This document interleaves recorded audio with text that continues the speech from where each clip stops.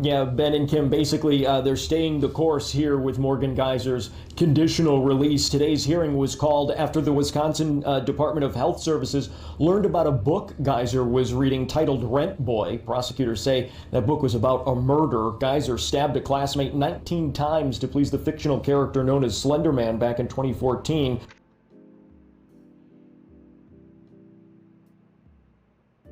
Known as Slender Man back in 2014, prosecutors argued there are unknown risks in Geyser's conditional release. The judge heard testimony about Geyser's communication with a true crime fan. He visited her at the Winnebago Mental Health Institute 3 times in June of 2023. Geyser gave him a drawing of a decapitated, bleeding figure, but ultimately stopped contact with him more than a year ago. Prosecutors called those red flags, but ultimately the judge decided Geyser's conditional release can proceed as planned.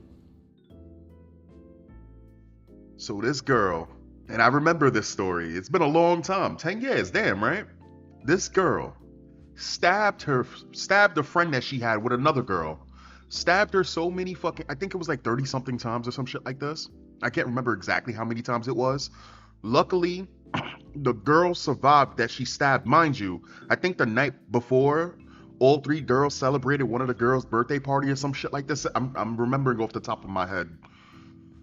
The girl was lucky enough to survive and have consciousness. I believe she crawled out of the fucking forest or whatever like that, and a cyclist found her. This girl has been locked up, and not even 2 years ago, she's still drawing crazy. What is it? Possession of Emily Rose type fucking crazy fucking shit. And the judge is just gonna let her go? It's these fucking judges. Yo, what do you mean? There's no reason for her not to be. So you're gonna let her go into a fucking group home, and she's still fascinated with true crime and murder and death and all the decapitation and all of this shit. And you gonna just let her go? Man. I saw no hidden agenda on her part, no lying, no misrepresentation. Dog, she's gonna fucking kill somebody. Now, that conditional release could be in place by the end of this month. The judge saying that she would then transition to a group home where she would continue to be under strict monitoring and continue to receive mental health treatment there. However, the location of that group home would not be made public due to privacy concerns and also for Geyser's own safety. Reporting live in Waukesha, Brett Lemoyne, Fox 6 News. Brett, I have to ask, was there any reaction in the courtroom for those who wanted to see her stay in a facility and be treated in-house? So, Kim, I can't answer that. And while this is cute, I just got to give you guys an update. She ripped off the ankle monitor and she's on the loose.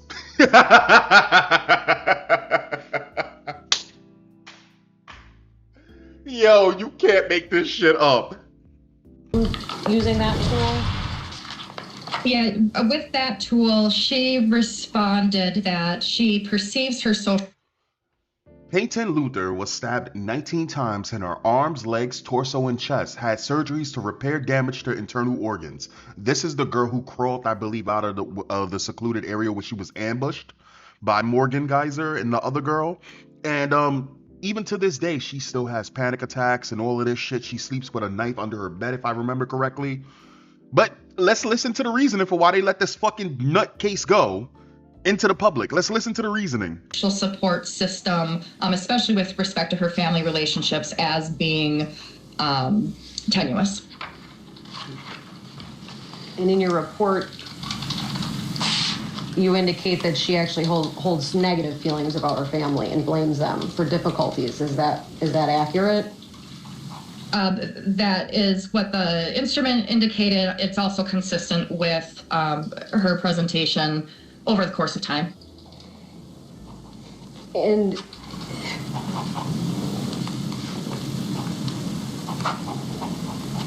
how can that impact someone's risk for violent recidivism? If that's the feelings that they hold regarding the 2 closest family members to them? In and of itself, fractured family relationships wouldn't necessarily augment a person's risk if there's additional levels of support that they can rely upon. In Ms. Geyser's case, she would have the benefit of rather significant professional support surrounding her if she were to be discharged to the community.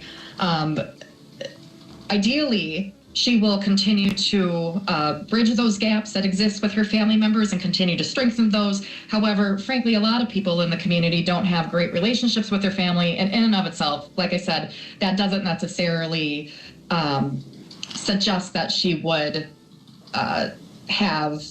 be a higher risk for violence. It's just one factor to consider, especially when we're creating a risk management plan for her discharge to the community. Sure. Thank you, Doctor. I have a couple of questions about one of the other risk management factors, the non-compliance with remediation factor. What does that mean? Can you tell the court what that factor is talking about?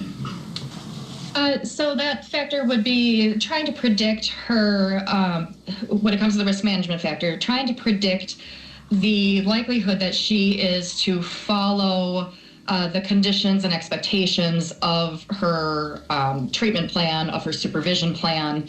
In her particular case, she does have a history of essentially pushing back on expectations. However, that is been now years since she did that. Her recent stability and rule compliance in the institution does bode well for her success within the community. Especially given her more recent willingness to accept feedback and guidance from... Dog, it's been less than 5 years. It was 2 years ago that she was still drawing pictures of decapitations and shit like this.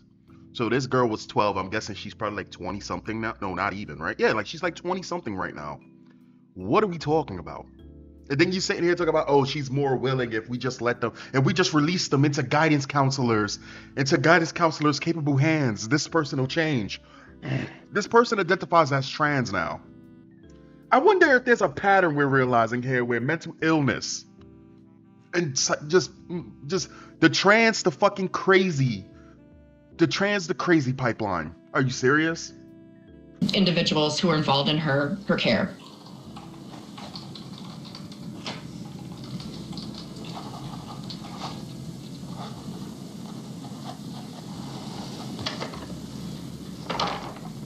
And pleaded not guilty. I want to ask a couple questions, Doctor, about there seems to have been a couple recent changes in diagnostic findings regarding Ms. Geyser since we were last in court for the last conditional release hearing. Your report indicates that there was a psychological assessment in May of 2024 with Dr. Myszak, Myszak. Is that true?